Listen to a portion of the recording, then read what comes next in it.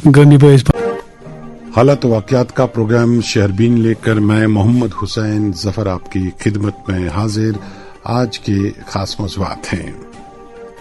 वादी कश्मीर और लद्दाख में दौरान शब सख्त सर्दी, 6 दिसंबर तक बारिश या बर्फबारी की कोई गुंजाइश नहीं, महकमा मौसमियात।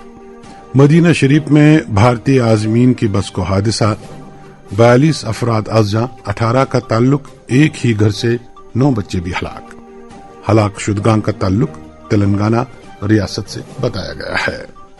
राजौरी में मेडिकल कॉलेज में सिर्फ 300 बिस्तरों का इंतजाम, इलाके के लोगों को इलाज मुआलजे के लिए आज भी करना पड़ रहा है।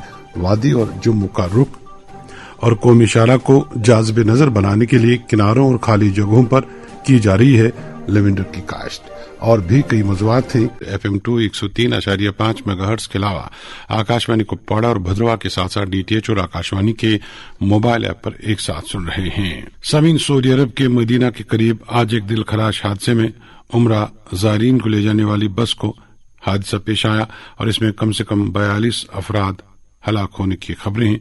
मकामी मीडिया रिपोर्ट्स के मुताबिक बेशतर हलाक शुदगां भारतीय शहरी हैं, जिनमें से बड़ी तादाद हैदराबाद के बाशिंदों की बताई जा रही है। हादसे पर रद्दमल जाहिर करते हुए वजीर खारजा S जयशंकर ने एक्स पर लिखा कि वो इस अलमिरे से इंतहाई सदमे में हैं।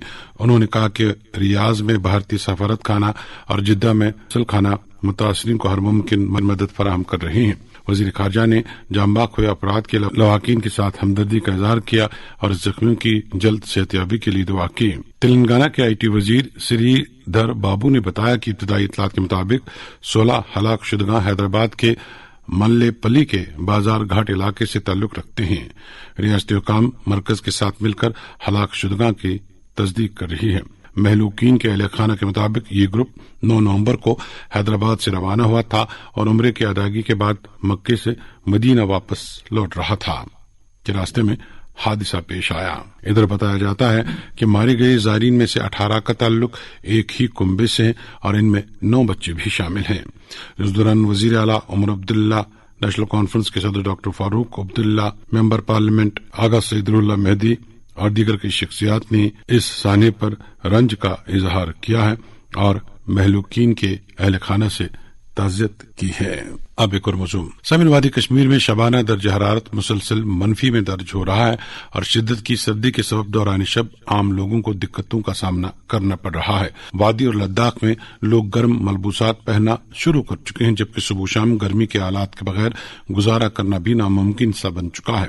गुज़श्ता चंद रोज से वादी के बेशतर इलाकों में दर्ज हरारत -3 और 4 के दरमियान दर्ज हो रहा है, जबकि लद्दाख खित्ते में -10 तक के इलाकों में दर्ज हो चुका है। इधर महकमा मौसमियात का मानना है कि अगले चंद रोज तक दर्ज हरारत में राहत मिलने के बाद फिर से रात के दर्ज हरारत में गिरावट का इम्कान है।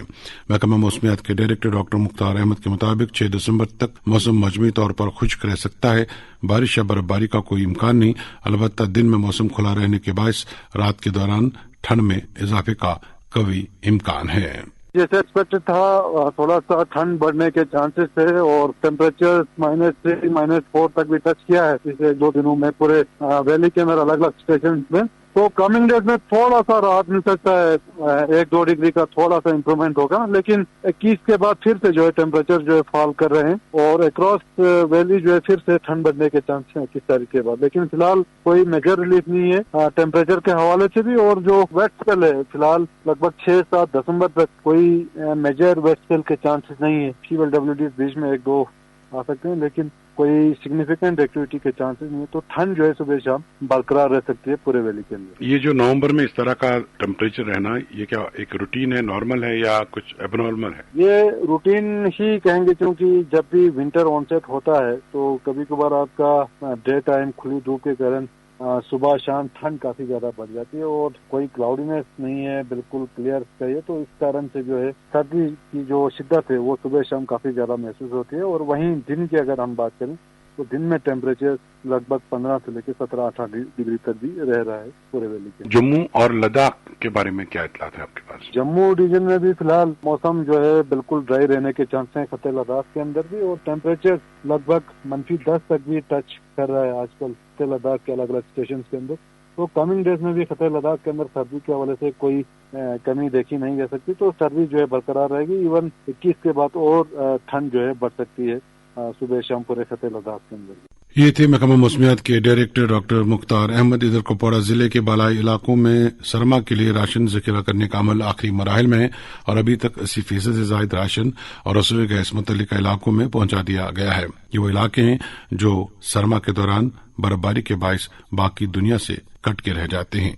फयाज हमीद की रिपोर्ट। सर्दी के अयाम अब जबकि वादी कश्मीर में दस्तक दे चुके हैं और इस जिले के निस्फ दर्जन ऐसे इलाके हैं जो बर्फबारी में अक्सर व बेशतर जिला सदर मुकाम या यूमाने पूरे मुल्क से कट जाते हैं। के नतीजे में इन इलाकों में कभी कभार ग़िज़ाई अजनास और रसोई गैस की किल्लत का सामना इन इलाकों को करना पड़ता है।